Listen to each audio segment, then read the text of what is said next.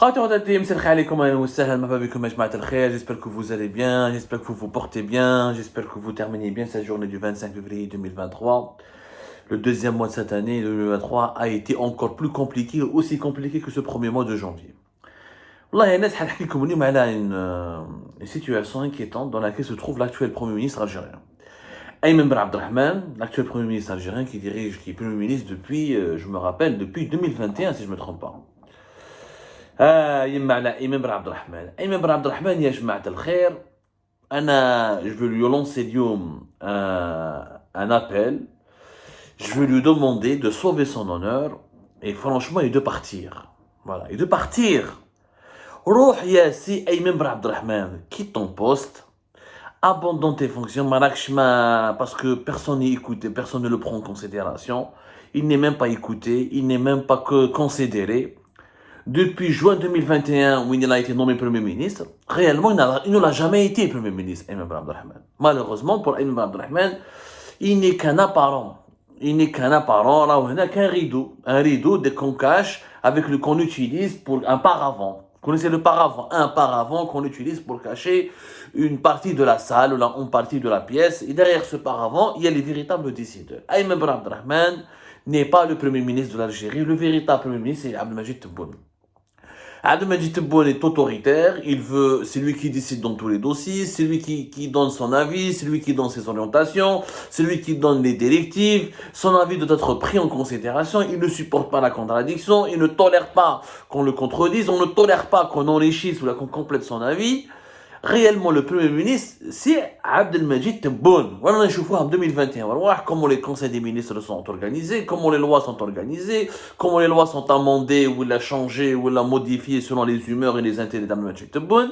Ayman Abdelrahman n'est qu'un exécutant. Il est vice-premier ministre. Donc, on dit qu'il est vice-premier ministre. Mais il n'est pas premier ministre. Le hadith ça prouve, même ses propres ministres, qu'il y a un hadith qui prouve تبرهن باللي حتى الوزراء تاعو ما يقادروهش. Même les ministres ne respectent pas, ne donnent pas du crédit à Ayman Ben Abdelrahman parce qu'ils savent très bien que c'est Abdelmajid Tebboune qui décide et c'est lui seul qui décide. Alors que normalement, dans un pays qui se respecte, un Premier ministre, c'est le chef d'orchestre, c'est le capitaine d'équipe, c'est lui qui a une stratégie à mettre en place, qui est censé développer le pays. Le président de la République, il fixe les orientations majeures, il fixe les priorités majeures, où le Premier ministre a établi des stratégies pour atteindre les objectifs afin de respecter l'esprit de ces priorités générales fixées par le président de la République. La preuve. Le 1er février dernier, à la belle compagnie en Algérie, pratiquement chaque semaine, il y a ce qu'on appelle une réunion du gouvernement, qui est le conseil des ministres qui se tient régulièrement le dimanche ou le lundi, ou ce qu'on appelle les réunions du gouvernement. Le conseil des ministres sont présidés par le chef de l'État, Abdelmajid Tebboune, et les réunions du gouvernement sont dirigées ou présidées par le premier ministre, Ayman Ben Abdelrahman. Les réunions du gouvernement se tiennent généralement mardi, mercredi, alors que les conseils des ministres, c'est dimanche, lundi. La réunion du mercredi 1er février 2023, ils ont parlé, Ayman Ben Abdelrahman a réuni son gouvernement pour parler essentiellement du secteur des startups. Le secteur des startups, il y a plusieurs nouveautés qu'ils veulent apporter dans ce secteur. Comme les startups, c'est devenu le slogan du système Tebboune depuis 2020. Et on parle de développer les startups comme si les startups, c'était l'État qui les développait. Ils n'ont rien compris. L'Algérie, c'est le seul pays au monde où c'est l'État qui croit qu'il va développer les startups. Les startups, non, on l'a expliqué 1000 fois. Les startups, ce n'est que le reflet du développement, d'un stade de développement d'un pays en raison de son environnement économique, de son dynamisme économique, de sa stabilité politique, de son ouverture sur le reste du monde. Un État ne développe pas les startups. Les startups, c'est des génies individuels ou des petits groupes qui ont des idées innovantes et révolutionnaires qui se réunissent pour essayer d'utiliser les technologies d'information et de communication pour concrétiser leurs idées. C'est pas l'État. L'État ne leur fournit qu'un environnement. Mais en Algérie, on a un ministère qui est un ministère des startups. اللي حاكمه d'ailleurs un certain Yassine Ouelid. اللي على بالكم بالك بزاف راح نحكي عليه بزاف الانسان هذا parce qu'il était dans une amie dans une Vie précédente, c'était un ami personnel, un ami même intime. J'ai jamais voulu parler de mes relations avec Yassine Ouelid. Parce que Hada, il est aujourd'hui ministre délégué chargé il était ministre délégué chargé des startups le 2 janvier 2020. Dès qu'il a été promu carrément depuis le 8 septembre 2022, il a été promu ministre de l'économie, de la connaissance, des startups et des micro-entreprises et de leur promotion. Donc il est ministre à part entière. Il a le rang de ministre à l'âge de 29 ans. C'est le plus jeune ministre du gouvernement. Alors, la réunion elle est du 1er février 2023. Ayman Abdelrahman ou Yassine Ouelid ont commencé la réunion pour parler des différents axes. Il est question là, de faire une nouvelle loi qui permet aux startups d'avoir un statut d'auto-entrepreneur, de faire une action de société, de faire une société par action simplifiée. Il devait avoir un comité national pour créer des labels au profit des startups algériennes. On m'a dit que non, on va faire, ils vont modifier le fonctionnement, le fameux accélérateur de startups Algérie Aventure. On m'a dit qu'on va faire une plateforme jdida, ça s'appelle startup.dz. Il y a plein d'idées qui veulent expérimenter, toujours en pensant que c'était l'État qui va permettre le développement technologique. Ils n'ont rien compris que le développement technologique vient de la part de la société, c'est du secteur privé, c'est des acteurs privés, non étatiques, qui n'ont rien à voir avec l'État. Les universités, oui, peuvent être les milieux qui favorisent la création de start-up, la création des nouvelles technologies, le développement de nouvelles technologies. L'État n'a strictement rien à voir. La Silicon Valley n'a aucune relation avec l'État. En Israël, les pépinières de technologie en Israël, qui est l'un des pays les plus grands exportateurs de technologies de cybersécurité, de cybersurveillance, de logiciels espions et de logiciels informatiques, ce n'est pas l'État qui a développé. L'État finance en achetant, en donnant des marchés aux startups, en permettant à ces acteurs privés de gagner de l'argent en accédant à des marchés publics.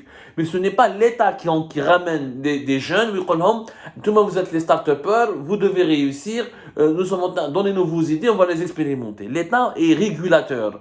Mais qu'est-ce qu'un pays dans le monde, que ce soit Israël, soit Taïwan, que ce soit la Hollande, ou l'Allemagne, ou les États-Unis, ou la France, où les startups se sont développées grâce à l'État. C'est complètement fou. C'est-à-dire qu'il n'a allé à Miet Khatra. Les startups, c'est un effort individuel, c'est du génie individuel à l'état pur, qui s'épanouit dans un cadre économique et politique favorable. Et s'il n'y a pas de cadre économique favorable et politique favorable, c'est le pays lui-même n'est pas développé économiquement, n'a pas d'industrie, n'a pas un système financier moderne, n'est pas ouvert sur le reste du monde, c'est pas un pays qui est intégré à la mondialisation, aucun système de start-up, aucun écosystème de start-up ne peut se développer. Mais là, c'est un autre débat. Bon, la réunion a dit, revenons à nos moutons du 1er février 2023, donc, parmi les points abordés, le fameux fonds d'investissement, avec le fonds de financement public des start-up. Elle appelle comme en octobre, c'était quand? En octobre 2020, je pense, en octobre 2020 exactement, Abdelmajid Tebboune avait signé, avait validé la création d'un fonds de financement public, l'Algerian Startup Fund. C'est un fonds public qui finance les projets des start-up algériens. Alors que dans le reste du monde, ce sont les banques, les entreprises privées, le secteur économique qui finance les idées des start-upers. En Algérie, c'est l'État qui finance les start-up. C'est un peu bizarre, mais c'est une idée où, selon les derniers chiffres, jusqu'à décembre 2022, plus de 80 start-up algériennes qui ont un label, ils ont obtenu un label de projet innovant, un label de start-up, ont bénéficié de ces financements. On parle de 15 milliards de dinars, entre 2 à 15 milliards de dinars, qui ont été dépensés pour ces startups algériennes. Avec quel résultat? Quelle est la valeur ajoutée de ces startups? Combien d'emplois ils ont été créés? Qu'est-ce qu'ils ont pu exporter vers l'étranger?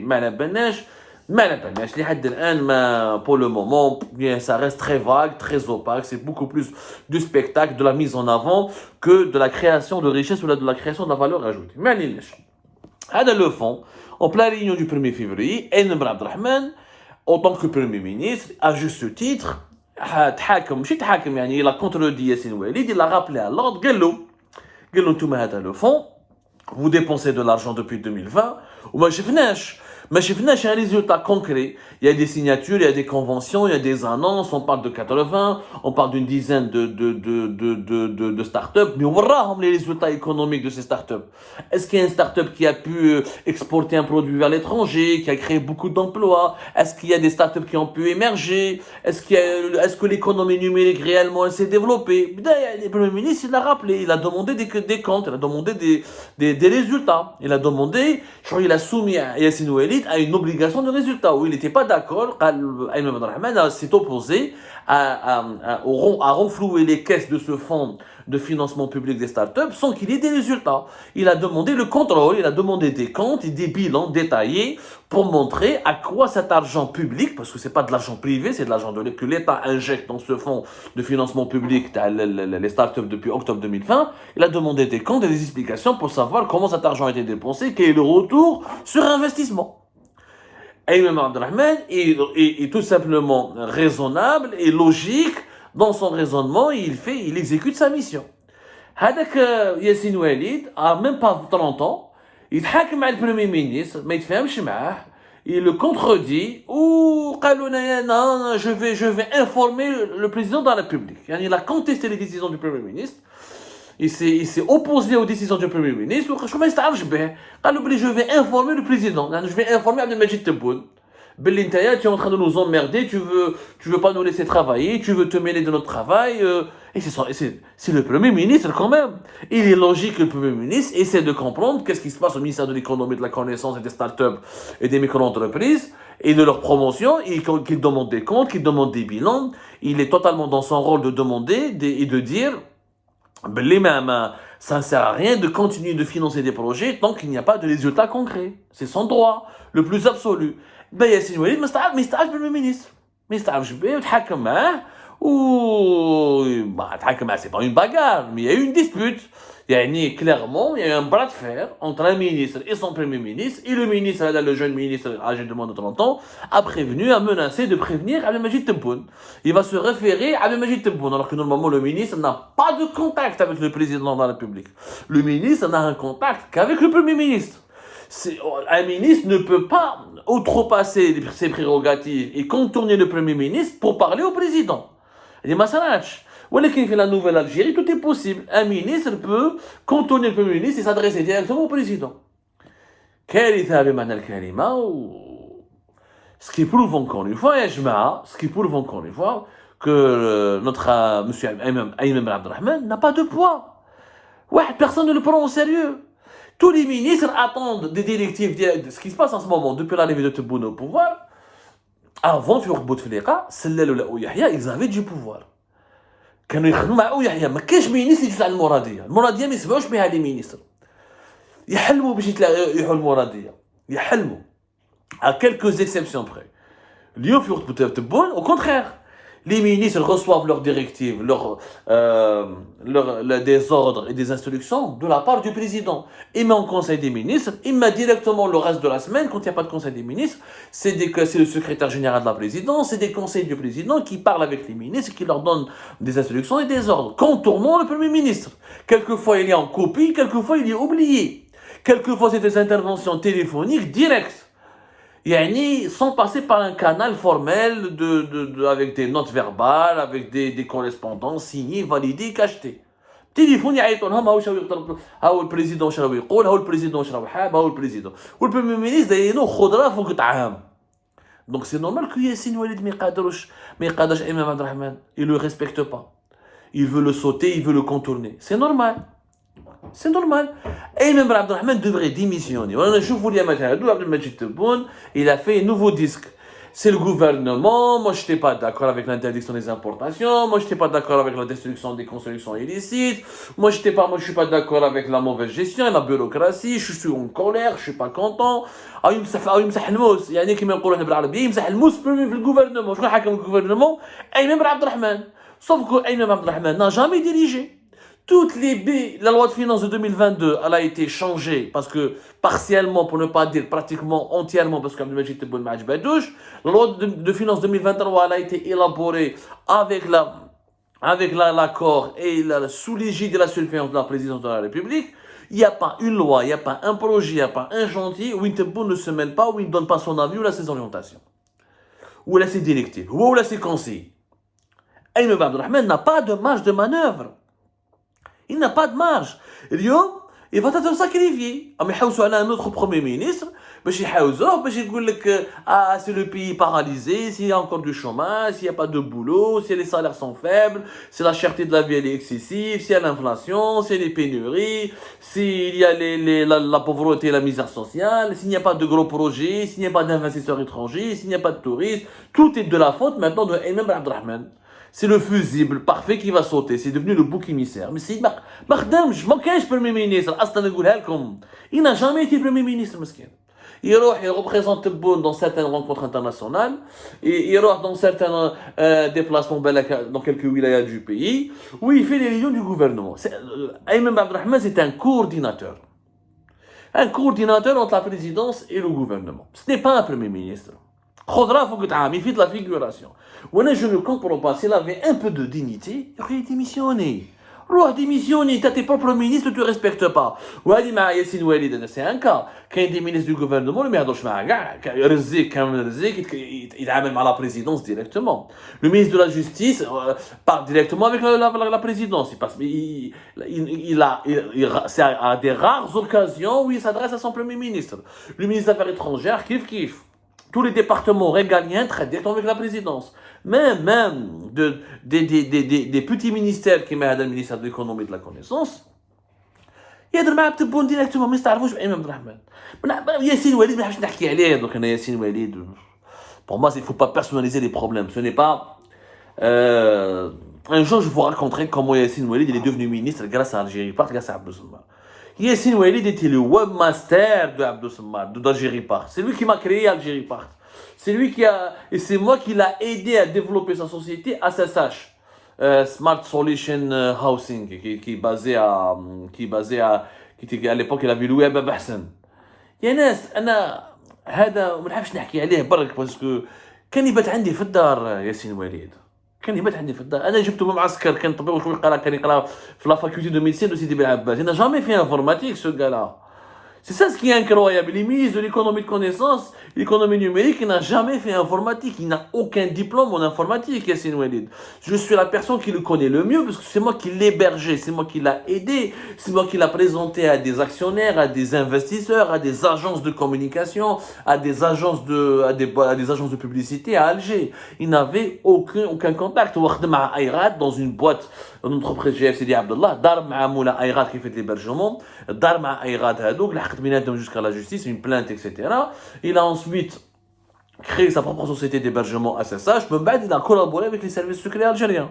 Parce qu'il était mon master à le DRS à l'époque, il me compte rendu. En juin et juillet 2019, il m'a paralysé le site, à la base de données, je mets la DGSI à Wassini Bouazza à l'époque, et parce que s'il a collaboré activement avec la DGSI de Wassini Bouazza à l'époque, le renseignement intérieur, c'est comme ça qu'ils lui ont accordé sa confiance et c'est Wassini Bouazza qui l'a placé comme ministre délégué à les startups lors du premier gouvernement d'Abdelaziz Jarrad en janvier 2020 plutôt.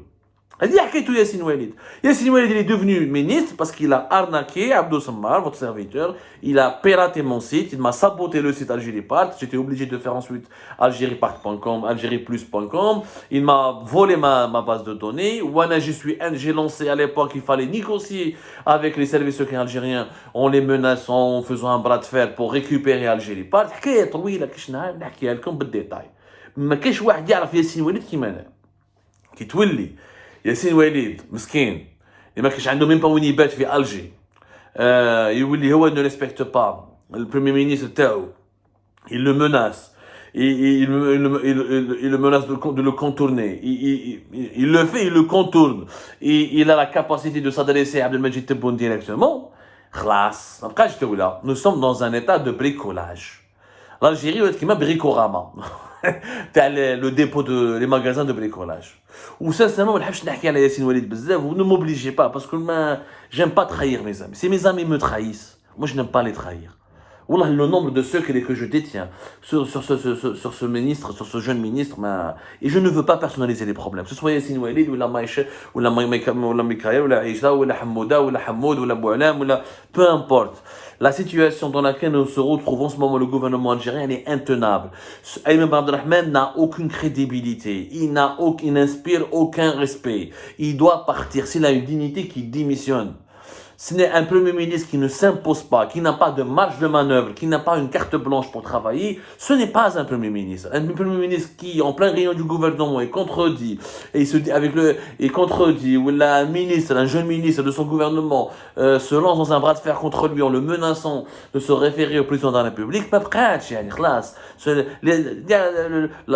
il n'a plus aucune crédibilité. Donc, moi, je lance un appel, qu'il parte, qu'il démissionne, parce que, encore une fois, il va être utilisé comme un bouc émissaire. Pour tout le mauvais bilan de ces 3 dernières années, il paiera lui-même le prix, il sera sacrifié par Abdelmadjid Tebboune, qui lui cherche déjà un successeur, qui n'arrive pas à lui trouver un successeur, parce que tous ceux qui connaissent Abdelmadjid Tebboune, toutes les potentielles personnalités qui peuvent devenir Premier ministre en Algérie, savent qu'elles ne peuvent pas occuper cette fonction-là, parce que avec Abdelmadjid Tebboune, c'est très difficile d'avoir une marge de manœuvre et d'avoir une indépendance dans son travail, dans son poste, dans l'exercice du pouvoir, dans la prise de décision.